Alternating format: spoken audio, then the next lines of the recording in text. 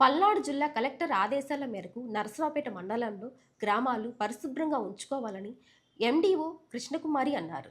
ఈ సందర్భంగా రాకీ మీడియాతో మాట్లాడుతూ తడి పొడి చెత్తను వేరు చేసి చెత్త సేకరణకు వచ్చే కార్మికులకు అందజేయాలన్నారు. గ్రామస్తులకు తడి పొడి చెత్త గురించి గ్రామాల్లో వీధులు, ఇల్లు పరిశుభ్రత గురించి అవగాహన కల్పిస్తున్నామన్నారు. మన మండలంలో 26 గ్రామ పంచాయతీలు ఉన్నాయి. 26 గ్రామ పంచాయతీల్లో కూడా మరి హరిత రాయబారులు అని చెప్పేసి ఈ పరిశుభ్రతకి సంబంధించి ఈ శానిటేషన్ వర్క్ని బండ్లు తీసుకుని గ్రామంలో ఇంటింటికి తిరిగేటువంటి కార్యక్రమం అనేది నిర్వహించడం జరుగుతుంది.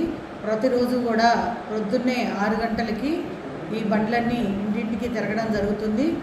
ఆ బండ్లు వచ్చినప్పుడు గ్రామస్తులందరూ కూడా తమ ఇళ్లల్లో ఉన్నటువంటి తడి చెత్త పొడి చెత్త ఏదైతే వాళ్ళు సపరేట్ చేసుకుని ఉన్నారో ఆ చెత్తని బండి వాళ్ళకి ఇచ్చినట్లయితే వాళ్ళు ఎస్డబ్ల్యూబీసీ షెడ్ దగ్గరకు తీసుకెళ్ళి దాన్ని బైఫిరిగేషన్ చేసి మనకి ఎరువుగా తయారు చేసుకునేటువంటి అవకాశం ఉంది.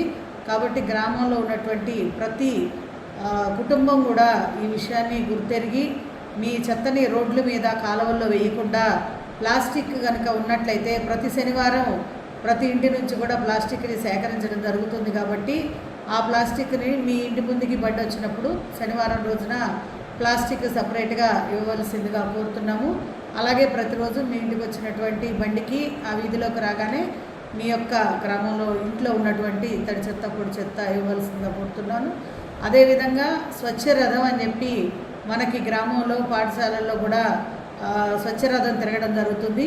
ఈ స్వచ్ఛ రథంలో మన ఇంట్లో ఉన్నటువంటి పాడైపోయినటువంటి ప్లాస్టిక్ వస్తువులు కానివ్వండి, ఇనుప వస్తువులు, అలాగే ఎలక్ట్రానిక్ వస్తువులు కానివ్వండి, ఏవైనా నిరుపయోగమైనటువంటి వస్తువు ప్రతి ఒక్కటి కూడా వాళ్ళు తీసుకోవడం జరుగుతుంది. అట్టపెట్టెలు, పేపర్లను కూడా వాళ్ళు తీసుకుంటారు.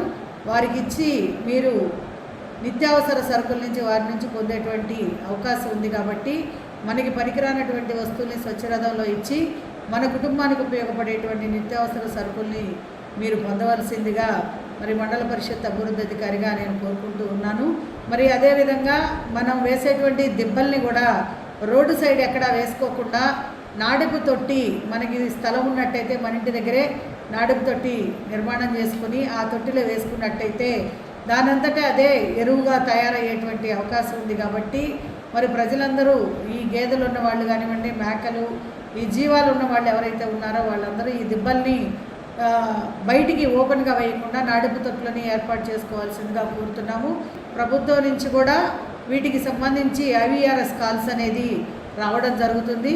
మరి మనకి బండి తిరుగుతున్నట్లయితే ఖచ్చితంగా చెత్త బండి తిరుగుతుంది, గ్రామం పరిశుభ్రంగా ఉంది అనేటువంటి విషయాన్ని ఐవీఆర్ఎస్ కాల్స్ ద్వారా ప్రభుత్వానికి తెలియజేయవలసిందిగా నేను మండల పరిషత్ అభివృద్ధి అధికారి వారిగా కోరుకుంటున్నాను.